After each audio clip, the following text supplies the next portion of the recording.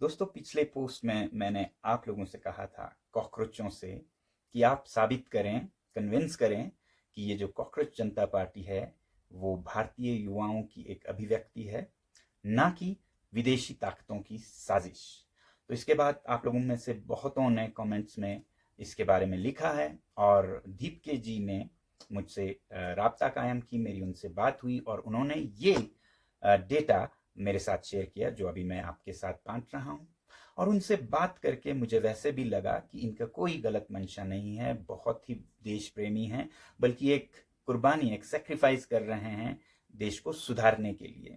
और आपने ये भी देखा होगा कि 6 तारीख को, शनिवार को, वो दिल्ली में लोगों को बुला रहे हैं ताकि हम शिक्षा मंत्री के इस्तीफे के बारे में मांग करें।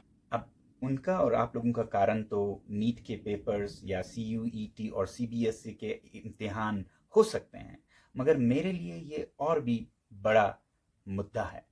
देखिए, पिछले 4 दशकों से मैं शिक्षा के ही क्षेत्र में अपनी जद्दोजहद करता रहा हूं। जैसे ही मैंने इंजीनियरिंग खत्म की, मैं शिक्षा को सुधारने में ही लगा, वो भी सरकारी स्कूलों में, दूर के गांव में। School books teach them, for example, how to make tea, and they can easily produce that back in their answer books. You see, first boil the water, then put the tea leaves and put the milk and things. But they can only write that on paper. They cannot make tea. और जब मैं कुछ बदलता नहीं देखता हूं तो मायूस हो जाता हूं, कुछ करने की जरूरत महसूस करता हूं। तो बड़ा मसला है, हो क्या रहा है हमारे शिक्षा के साथ। बहुत अच्छे नीतियां आ रही हैं जिनसे मैं बहुत खुश हूं। नई शिक्षा नीति आप लोगों ने देखा होगा, मगर उस पर अमल कितना हो रहा है, ग्राउंड पर, जमीन पर कितना उतर रहा है, उसे देख के मैं बहुत मायूस होता हूं। उसी तरह आपने देखा होगा विकसित भारत की एक अभियान है, डेवलप्ड इंडिया बाय 2047। अब ये विकसित भारत किसे न पसंद आए, मगर इसकी भी अमल को अगर देखें तो शायद आप मायूस हो जाएंगे। 2047 में भारत विकसित होगा कि नहीं, ये देखना है तो मेरे पास एक जादू का नुस्खा है। मैं मिला देता हूं आपको विकसित भारत के 2047 के कर्ता धर्ताओं से।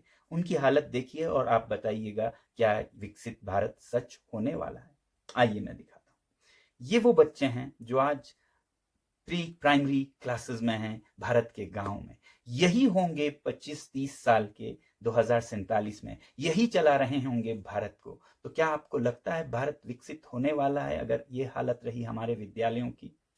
इसलिए मैं कहता हूं कि मंशा बहुत अच्छी है, मंशा के लिए मैं सरकार को 10 में से 10 दूंगा, मगर फिर अमल या हरकत उस पर कितनी होती हो, वो फैसला करेगा कि बरकत कितना होता हो। क्योंकि हरकत में ही बरकत है, सिर्फ तमन्नाओं से नहीं बनता है एक देश। तो इसलिए अगर आप देखें पिछले 3 या 4 शिक्षा मंत्रियों को, गूगल कीजिए, देखिए कौन आए, उन्होंने क्या कमाल किया, तो उसे देखकर मुझे नहीं लगता कि विकसित भारत होने वाला है। तो मैं तो इन वजूहात, इन कारणों के लिए शिक्षा मंत्री जी का इस्तीफा चाहता हूं। आपकी बात सही है, नीट के पेपर लीक हुए बहुत बड़ी बात है, इतने लाखों विद्यार्थियों के जिंदगी के साथ खिलवाड़ है, मगर आगे क्या होने वाला है वो सवाल ज्यादा बड़ा है। तो इन सब को सुधारने के लिए मैं आग्रह करूंगा प्रधानमंत्री जी से कि किसी भी स्वाभिमानी देश में, लोकतंत्र में, कोई भी स्वाभिमानी शिक्षा मंत्री ऐसी बात हो, पेपर्स लीक हो और कुछ चल ना रहा हो, तो वो इस्तीफा देंगे, रेजिग्नेशन देंगे।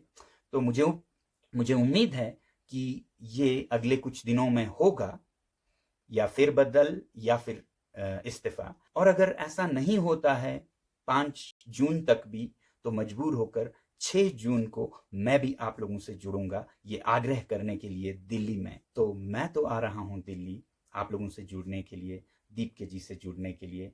आप भी बताइएगा क्या आप आ रहे हैं। साथियों, मेरा एक नारा रहा है, if not now when, if not us who.